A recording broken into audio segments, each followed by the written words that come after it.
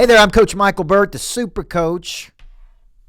Every week I come into your life really to do three things. I want to multiply your life, I want to multiply your money, and I want to multiply your business. And today we're going to do that, folks, because every week I come to you on a live show of Super Coach. I've been in Chattanooga in the woods writing the new book, Flip the Switch. I'm back in life today. I'm back in life. I'm back to life. Life Insurance Academy. I'm back to life. No, I'm back at the Greatness Factory of Nashville, and I've been coaching my little heart out all day long.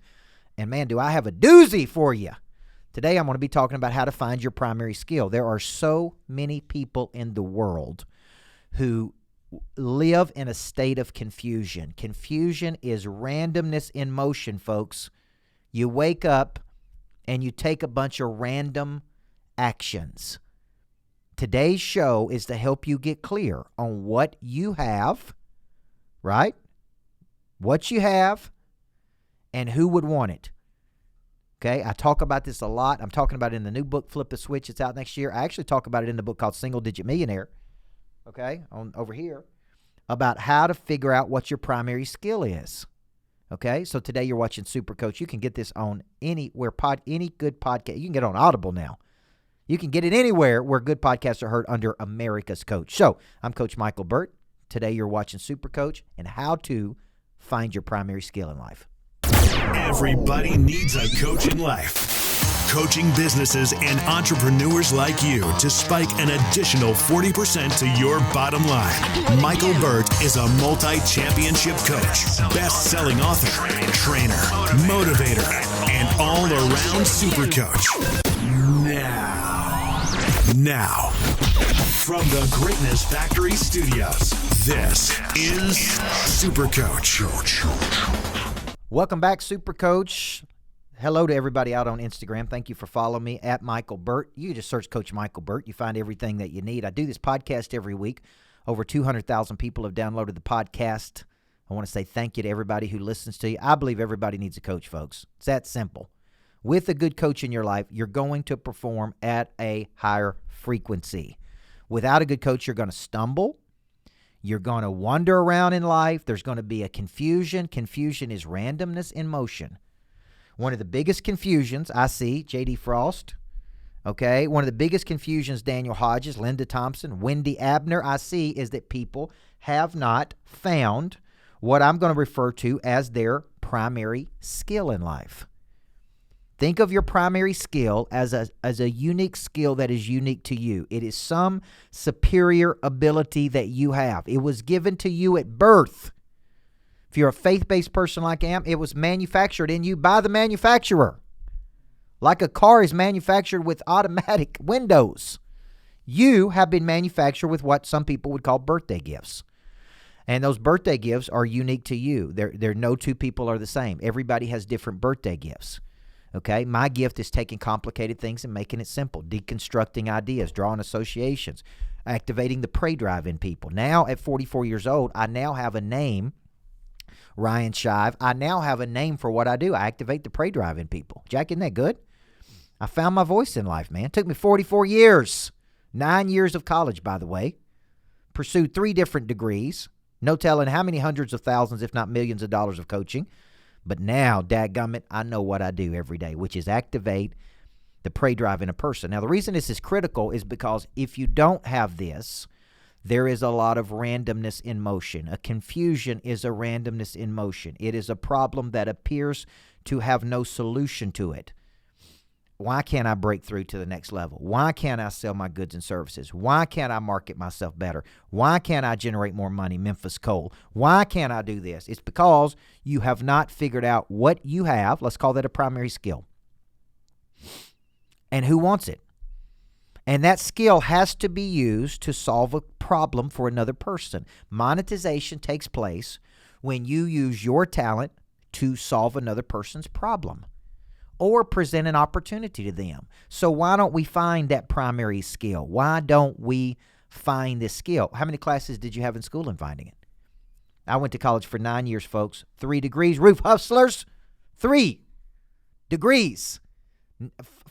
400 hours of college credit. You guys didn't know I was that smart, did you? Or that dumb? Now, here's my point. No, not one class in finding my voice in life. Not one class in how to find my primary skill, not one class in how to find my talent, not one class in what I have. So there is no formula for this. This is part of the reason I wrote the book, This Ain't No Practice Life. So as I'm writing the book on Flip the Switch, which is due out next year, I've got this big boot camp this week, Jack, Thursday, Friday, Nashville Greatness Factor. People are coming from all over the country. You can watch it online if you want to. Man, part of flipping the switch is freaking finding this skill. Once you find your skill, Jeremy, once you find your skill, man, it's like, now I know what it is I have. Now I know what it is I can do. Now I know who wants it. Now I know what problem I solve.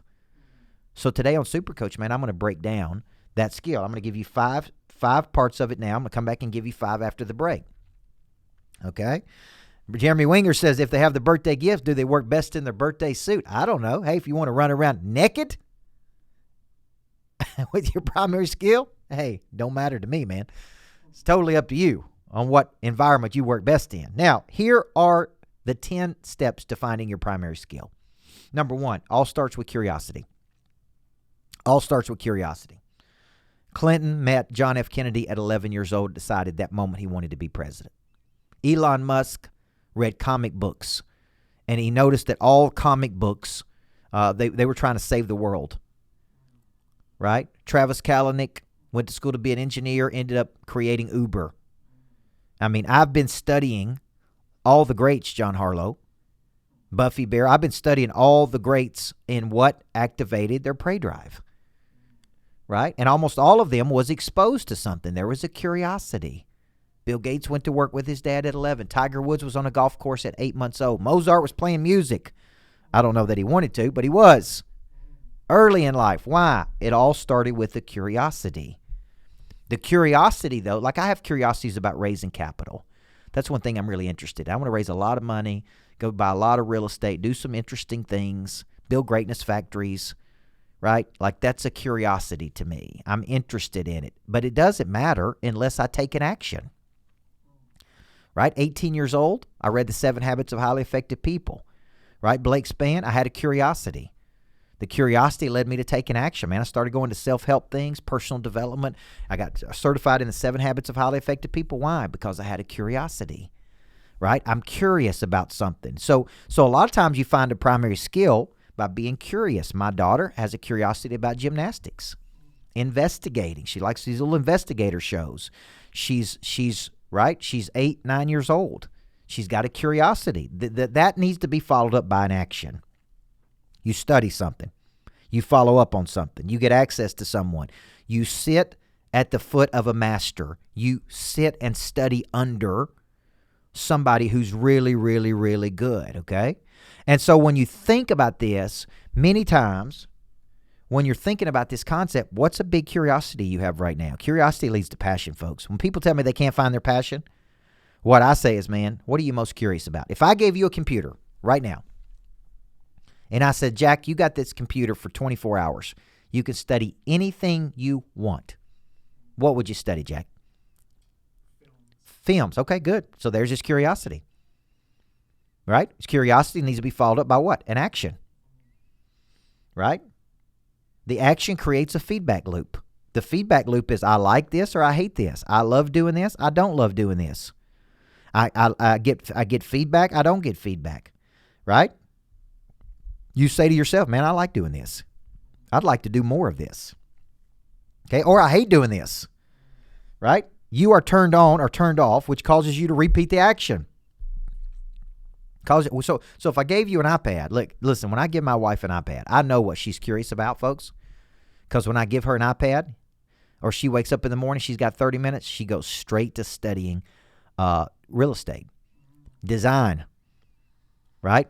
Hospitality, okay? Blake Spann asked, when did I get curious about writing? I got curious about writing when I was turned on to the 7 Habits of Highly Effective People.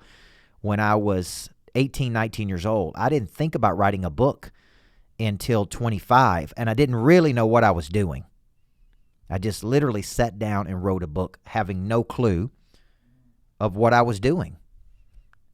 Okay, so now, I'll just be honest with you. There was a lot of inertia for me to write this book on Prey Drive. And the inertia was, man, it's going to take a long time. It's going to be hard. It's 65,000 words. It seems overwhelming. It's like, man, this is going to be hard. And, man, I went to Chattanooga. I've loved the process, Jack, of studying big-time people, watching the documentaries, trying to find their activation point, trying to figure out what activated their prey drive, and I've actually loved writing the book. I mean, I'm 20,000 words in. I'm only in chapter 3. All right, it's like the good news is I'm 1/3 of the way through on my contract with McGraw-Hill. Bad news is I got 18 more chapters to go, folks. But, man, I'm going to do it, folks. So step 1, it all starts with curiosity. Number 2, curiosity is followed up by an action. Many people, that's the prey drive. Many people do not follow up the curiosity with an action. Like, I'm interested in raising capital. I think I could raise millions of dollars. Just got to figure the game out, man. I got to follow it up with an action, which is what I'm going to do after this deal. Number 3, the action creates a feedback loop. Number 4, Number 4 is you determine that you enjoy this and want to continue it. Think about something that you love doing that you want to continue, man. It's exciting. It's energy. Right? When you're in your primary skill area, folks, you lose all track of time. You lose all meaning. Like, it's like, man, I could do it for days. I could coach people for days, man.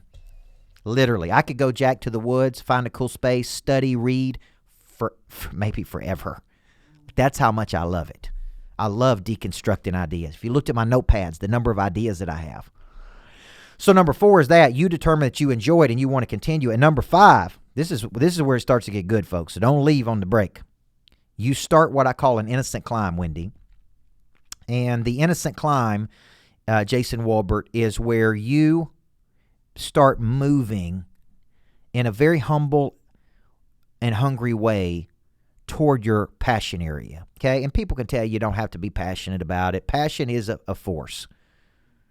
It is an irresistible belief for motive or action, folks. You can tell me all day long that you can be good at something you hate, and maybe you can, but I'm telling you, I'm not very good at things I hate doing.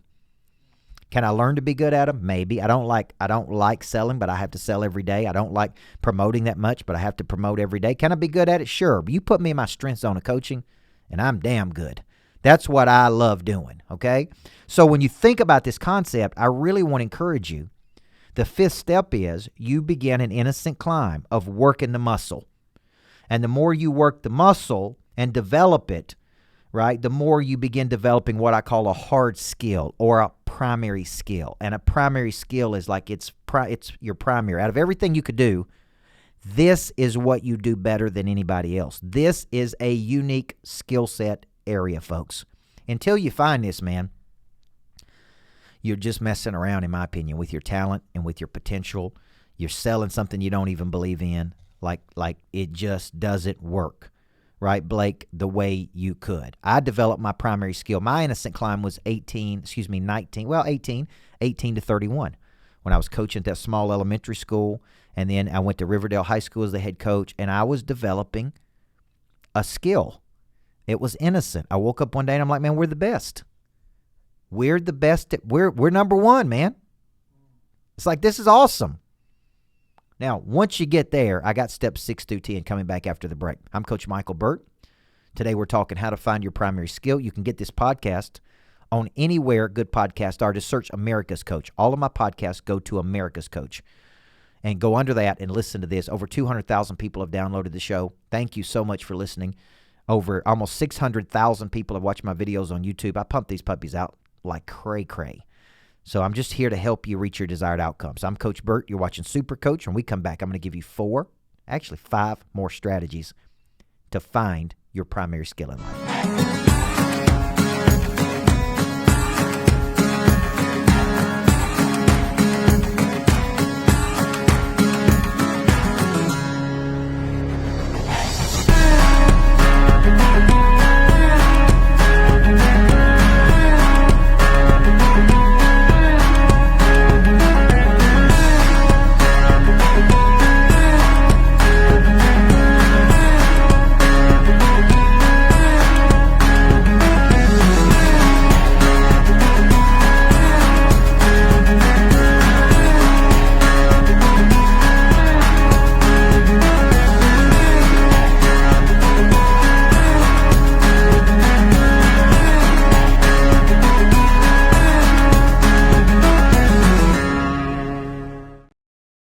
Welcome back to Super Coach. People always ask me, why do you call yourself the super coach, right? This is a true story. I was in Miami, Florida. I was about to speak to Grant Cardone's team the next morning. This is back in the Twitter days. This is back in 2012, 2013. Cardone tweeted out, "We have the super coach coming to our offices in Miami tomorrow. What should we ask him?" Right? He's like, man, this dude ain't just a coach. He's a freak of nature coach. He's got a unique background, former championship basketball coach, married with an entrepreneurial mindset. Like, he's the super coach. And I thought, that's it, man. I'm going to call myself the super coach because he called me the super coach. So today you're watching the podcast, Super Coach, which is basically a way for me to help you multiply your life, multiply your money, multiply your business. That's what we talk about every week. We're on Instagram. Thanks for everybody for watching the show today. I am in Nashville, Tennessee. I have a place in Nashville. Then I have a place about 30 minutes up the road. And I got a place in Florida. So those are typically the three places I spend time at, right? My big lodge where I do my events at. My Greatness Factory in Nashville. We're building a new one of those. My house in Tennessee. Or have a place in downtown Nashville. I spend a lot of time in downtown. And I love Nashville. So if you're in Nashville, hopefully you can come see us this weekend. Thursday, Friday. Man, I'm excited. I got two big events going on, Jack. I got Flip the Switch. How to activate the Pray Drive in you and your team here at the Greatness Factory Thursday and Friday. You can get that you can get it virtually or you can come in person. I think there's 30 to 50 people coming in person. And then I'm going to my lodge where they're doing a big door-to-door event. Sam Taggart and the boys are in town, door-to-door experts. And I'm going to be speaking on Friday night to about 120 door-to-door salespeople. We picked up a lot of salespeople. Coaching the number one solar salesperson in the world. We're picking up a lot of people in the sales industry. So if you're out there and you're looking for somebody to be the coach of your team, you know you got more in the tank, guys. I'm your guy. Today we're talking how to find your primary skill. Primary skill is some unique skill you have. I think it was given to you at birth. It was hardwired in you by the manufacturer, but the skill has to be found and activated. Found and activated. Found and activated. Found and activated. Potential is kinetic energy that is stored until utilized. Stored until activated. A good coach comes along in life, activates the Pray Drive. Pray Drive is instinct to see something and go get it. Persistence and intensity. So today I'm teaching you, this is how you find your primary skill. So in session 1, I said, starts with a curiosity. If I gave you an iPad right now, what would you study? What would you study? Number 2, followed up by an action. Number 3, the action creates a feedback loop. I love it. I hate it. 4, you determine you enjoy it. 5, you start an innocent climb of doing it, and you become pretty darn good at it. This, for me, was 18 to 31, being a basketball coach. What I was really doing is learning how to build a competitive intelligence. That needs to be a book, Jack. How do you build a competitive intelligence? There's IQ, EQ, SQ, PQ, but there ain't no CQ. Competitive quotient. I'm working on a real-life assessment that will measure the Pray Drive in a person. Wouldn't you want to know that? So you start this innocent climb. The skill gets better, and you work the muscle. This is step number 6 with the persistence, and that is the second part of Pray Drive. With the persistence, you then begin to build demand for this skill. People start saying, you're good. Your skill solves my problem. Your skill solves my problem. I'm paying you for your past. Did everybody hear that? I'm paying you for your past. Your past helps me build my future.